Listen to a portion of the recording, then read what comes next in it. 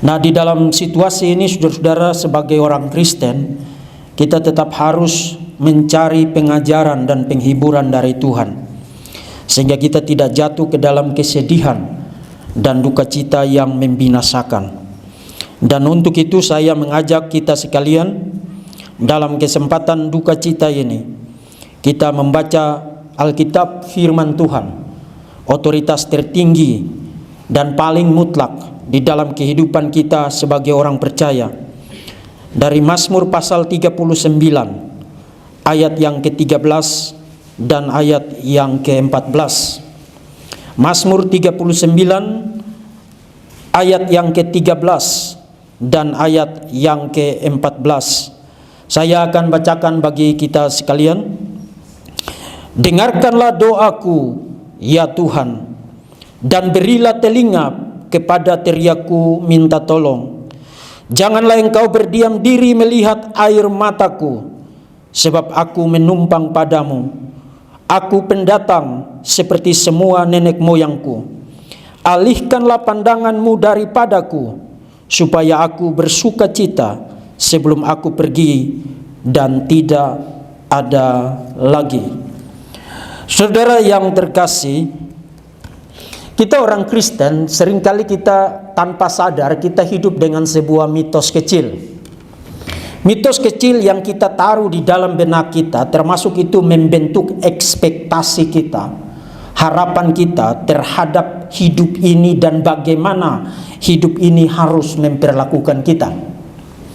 Mitos kecil itu adalah kalau saya orang yang baik, kalau saya orang yang nice, kalau saya orang yang menjaga tutur kata saya, menjaga perilaku saya, menjaga bagaimana saya berelasi dengan orang-orang lain tiap-tiap saat.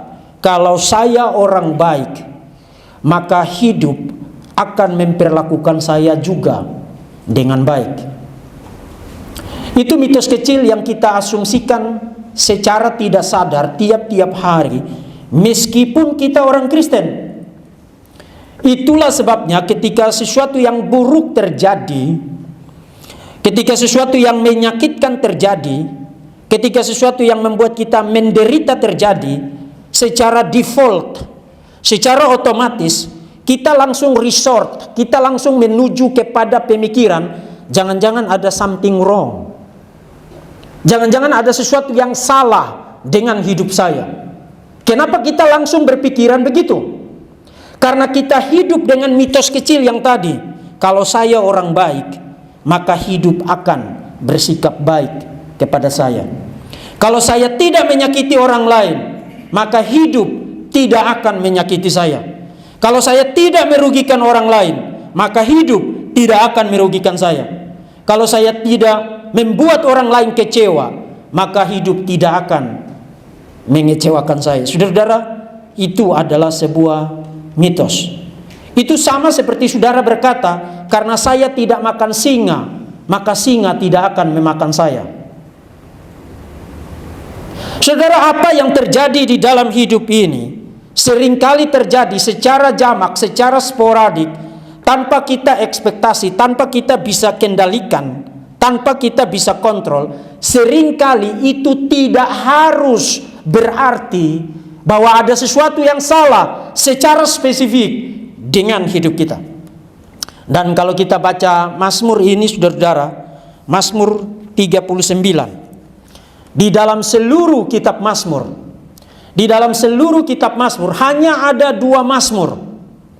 Hanya ada dua Mazmur, Mazmur 39 dan Mazmur 88, di mana sang pemazmur berdoa di dalam kesukaran, di dalam kesulitan, di dalam situasi yang menyesakan hidupnya. Pemazmur berdoa dan tidak ada jawaban.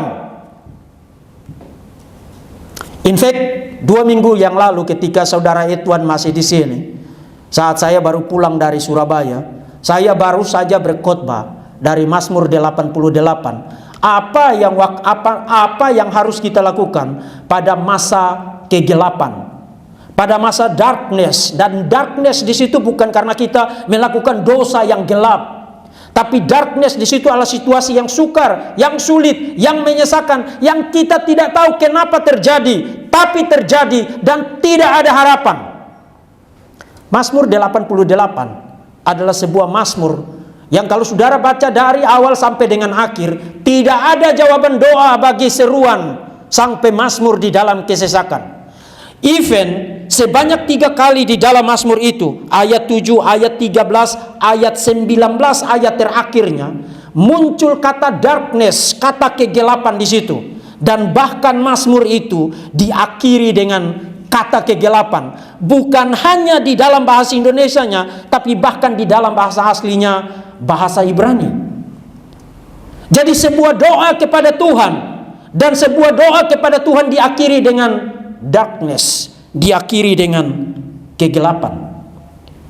Nah, satu mazmur yang lain yang senada serupa dengan intonasi dari Mazmur 88 adalah Mazmur 39. 2 ayat terakhir yang tadi kita baca itu menutup doa itu, doa dari Daud. Dan kalau saudara baca intonasi terakhir dari 2 ayat terakhir itu, saudara tidak menemukan harapan, saudara tidak menemukan jawaban doa. Malah Daud berkata, alihkanlah pandanganmu daripadaku, supaya aku bersuka cita sebelum pergi dan tidak ada lagi.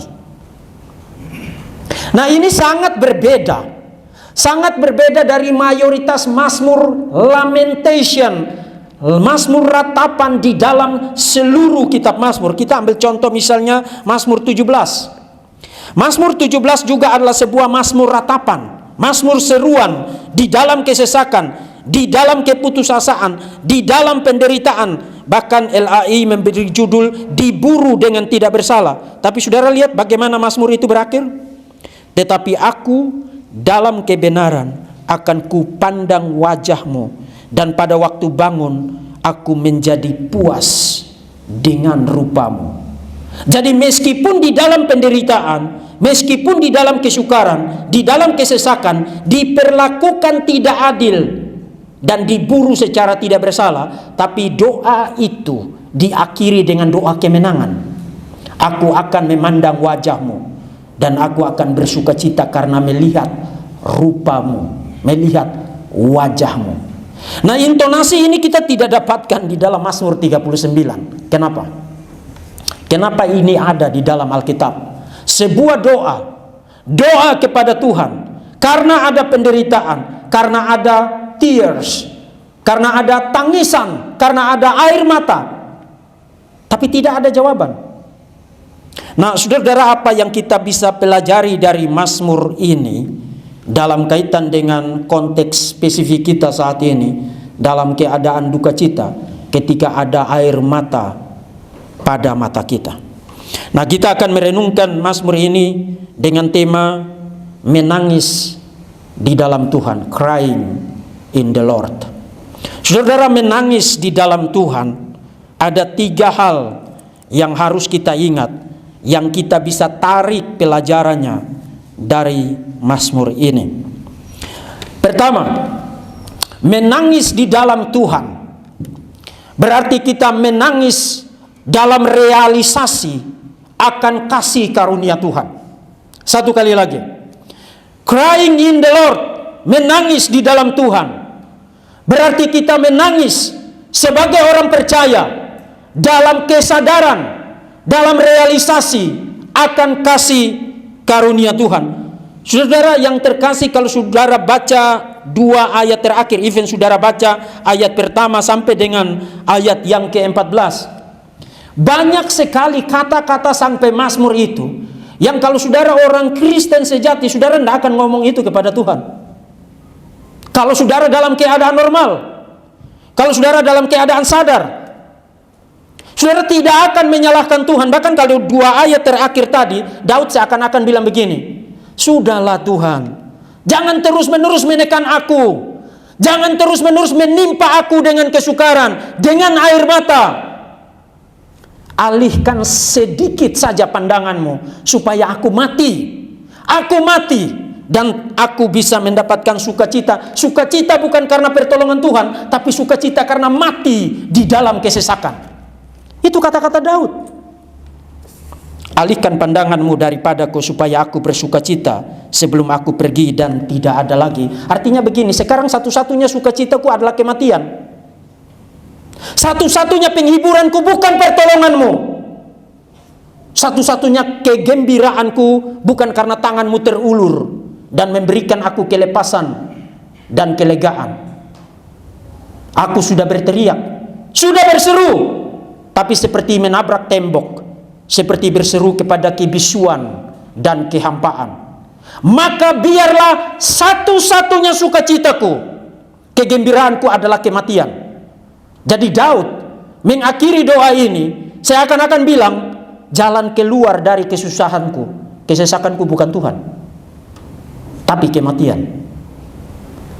Nah, saudara mulai pikir baik-baik. Kalau saudara seorang anak Tuhan, kalau saudara seorang yang ngerti Alkitab, firman Tuhan, apalagi kalau saudara seorang hamba Tuhan, apakah itu kata-kata seseorang yang kenal Tuhan? Itu kata-kata desperate, kata-kata orang yang sudah kehilangan hope, kata-kata orang yang sudah sangat putus asa. Dia tidak lagi melihat ada jalan keluar untuk apa yang sedang terjadi di dalam hidupnya. Maka dia bilang satu-satunya jalan keluar adalah kematian, dan itu adalah sukacitaku.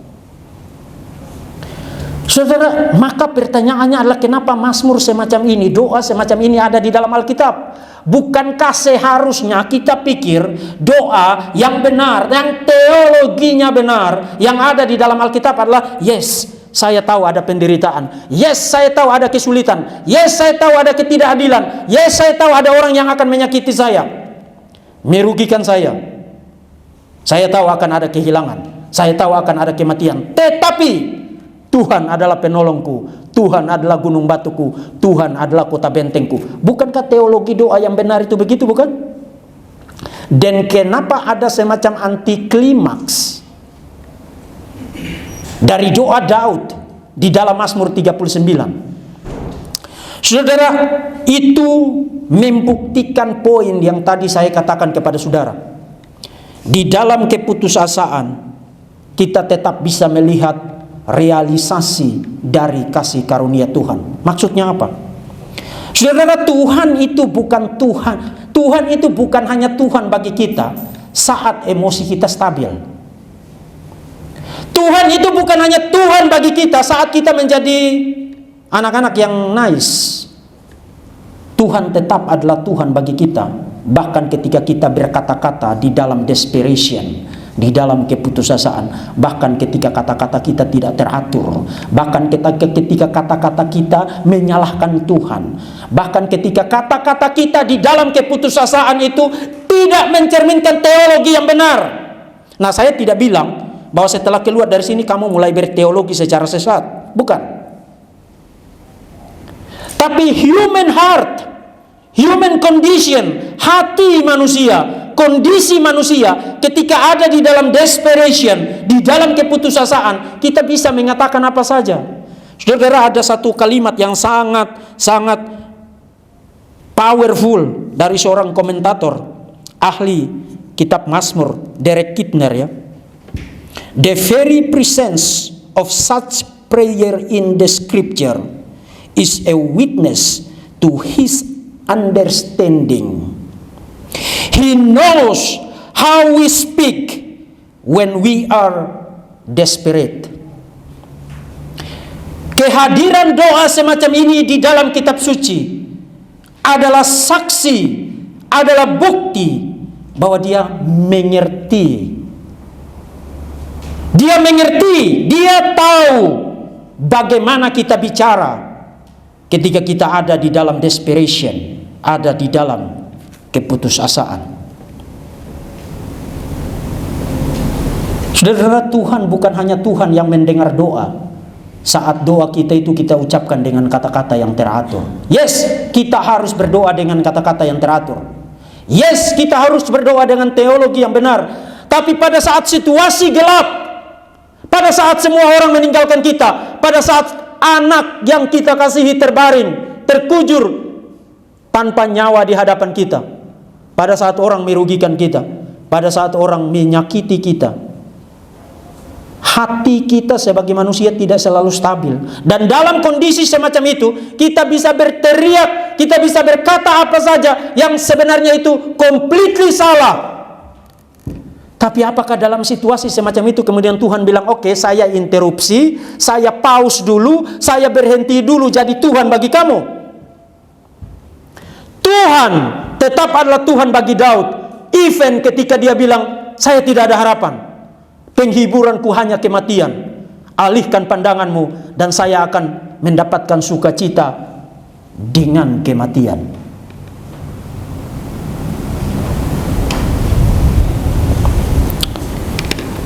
Menangis di dalam Tuhan berarti menangis dalam realisasi, dalam kesadaran akan realisasi kasih karunia Tuhan. Dan tidak ada tempat di mana Tuhan dapat engkau lihat kebesaran kasih karunia-Nya selain daripada tempat di mana banyak genangan air mata.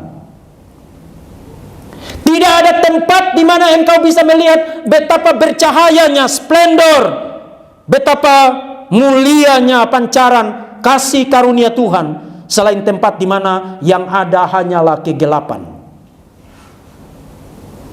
Tuhan mengajar umatnya untuk melihat kasih karunia-Nya di tempat-tempat yang gelap dari hidupnya. Tuhan mengajar umatnya untuk melihat betapa cantiknya Tuhan, betapa beautifulnya Tuhan, betapa indahnya Tuhan di tempat-tempat di mana air mata tidak berhenti menetes dari mata kita. Itu yang pertama. Yang kedua, kenapa doa, kenapa menangis di dalam Tuhan harus dilakukan dalam kesadaran akan kasih karunia Tuhan? Karena yang kedua, sebagai orang Kristen, sebagai orang Kristen, kita dapat merasakan, melihat kasih karunia Tuhan. Karena yang kedua, kita menangis dengan visi kepada the cross, visi kepada salib Kristus. Saudara-saudara, kenapa Tuhan kita adalah Tuhan yang mengerti desperationnya kita, mengerti keputusasaan kita, mengerti keterhilangan kita, mengerti kegalauan kita, hati kita yang gundah gulana. Kenapa? Karena 2000 tahun yang lalu Tuhan kita mengutus anak tunggalnya menjadi manusia. Dan dia bukan hanya hidup dalam segala keterbatasan, tapi klimaks dari kehidupannya adalah penderitaan, diolok, ditampar, dipaku, disalibkan, mati secara terhina di atas Kalvari. Dan ketika anak tunggal Allah di atas kayu salib itu berseru dengan suara nyaring, Allahku, Allahku, mengapa engkau meninggalkan aku?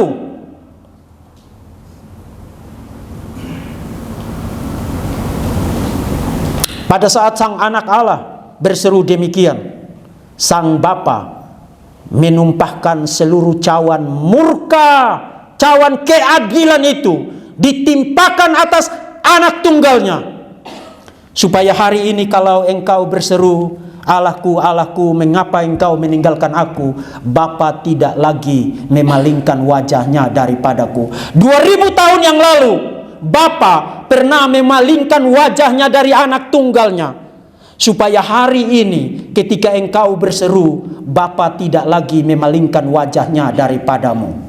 Saudara, ada seorang penyair abad ke-19 mengatakan, 2000 tahun yang lalu anak Allah berteriak, my God, why have you forsaken me? Supaya hari ini engkau tidak lagi berteriak, my God, why have you forsaken me?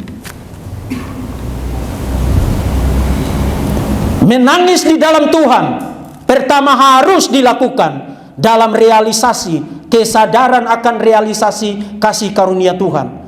Kedua, menangis di dalam Tuhan harus dilakukan dalam visi kepada salib Kristus. Karena dengan visi yang demikian, air mata kita akan menghasilkan sukacita. Ketika anak tunggal Allah berseru demikian, dan ketika Bapa memalingkan wajahnya dari anak tunggalnya yang menjadi kutuk atas dosa kita. Pada akhirnya itu mendatangkan sukacita, mendatangkan keselamatan. Saudara-saudara yang terkasih, dengan visi kepada salib Kristus, dengan visi kepada salib Kristus, sebenarnya kita tidak lagi benar-benar ditinggalkan oleh Bapa. Even ketika kita merasa bahwa Tuhan tidak hadir dalam hidup kita, even pada saat dimana kita tidak bisa lagi merasa kehadiran Tuhan dalam hidup kita, tapi Tuhan tidak benar-benar meninggalkan kita. Karena semua yang menjadi alasan Tuhan harus meninggalkan kita telah ditanggung dan dipikul dan dibayar lunas oleh anak tunggalnya di atas kayu salib 2000 tahun yang lalu. Dan yang ketiga, menangis di dalam Tuhan selain harus dilakukan dengan kesadaran akan realisasi kasih karunia Tuhan, selain harus dilakukan dengan visi kepada salib Tuhan Yesus, menangis di dalam Tuhan berarti mendoakan air mata kita. Mendoakan air mata kita. Saudara-saudara, yang saudara baca di sini ini bukan orang berpuisi, sekadar berpuisi. Yang saudara baca di sini adalah sebuah prayer, sebuah doa. Saudara, kita bukan hanya mendoakan sukacita kita. Kita bukan hanya mendoakan kesehatan kita. Kita bukan hanya mendoakan kebutuhan kita. Kita bukan hanya mendoakan suami, istri, anak-anak, sekolahnya mereka, kebutuhan kita tiap-tiap hari. Tapi even air mata kita harus kita doakan kepada Tuhan.